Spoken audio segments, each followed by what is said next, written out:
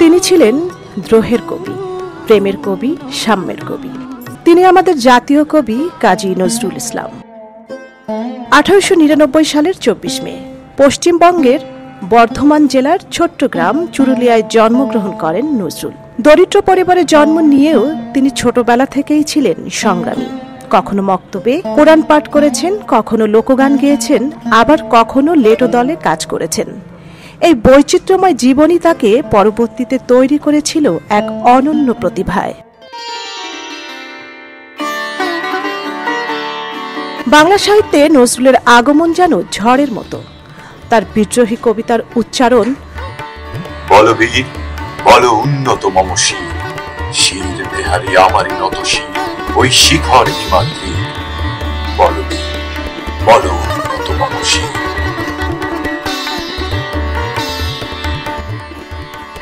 শুধু সাহিত্য নয়, ব্রিটিশ বিরোধী আন্দোলনেও তিনি এক প্রেরণার উৎস হয়ে উঠেছিলেন।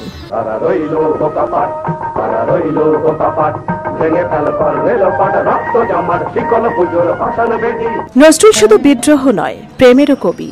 তার কবিতা ও গান ভালোবাসাকে দিয়েছে এক নতুন রূপ। লাইলি তোমার এসেছে ফিরিয়া, মজনু গো আঁখি খোলো। ধর্ম বর্ণ নির্বিশেষে মানুষের ঐক্যই ছিল তার লেখার মূল বার্তা। তিনি লিখেছেন, গাহি সাম্যের গান, মানুষের চেয়ে বড় কিছু নাই, নহে কিছু মহিয়ান। নাই দেশ কাল পাত্রের ভেদ, অভেদ ধর্ম জাতি, সব দেশে সব কালে ঘরে ঘরে তিনি মানুষের জ্ঞাতি। তার গান আজও আমাদের হৃদয় ছুঁয়ে যায়। আমি চিরতরে দূরে চলে যাব, তবু আমাকে দেব না ভুলিতে। এই গানের কথায় যেন লুকিয়ে আছে তার নিজের জীবনের হাহাকার। মনে হয় কবি হয়তো আগেই বলে গিয়েছিলেন শরীর দিয়ে তিনি চলে যাবেন, কিন্তু তার সৃষ্টি, তার কবিতা, গান বাঙালির হৃদয়ে চিরদিন বেঁচে থাকবে। সাহিত্য, সঙ্গীত, নাটক ও সাংবাদিকতা সব ক্ষেত্রেই নজরুলের অবদান অতুলনীয়। তিনি জীবনের শেষ ভাগে দীর্ঘ অসুস্থতায় নির্বাক হয়ে যান।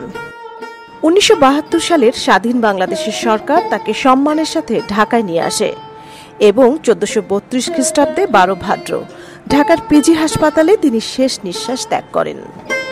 আজ তার মৃত্যুবার্ষিকীতে আমরা গভীর শ্রদ্ধায় স্মরণ করি জাতীয় কবি কাজী নজরুল ইসলামকে, যিনি আমাদের শিখিয়েছেন দ্রোহ, প্রেম আর সাম্যের প্রকৃত অর্থ।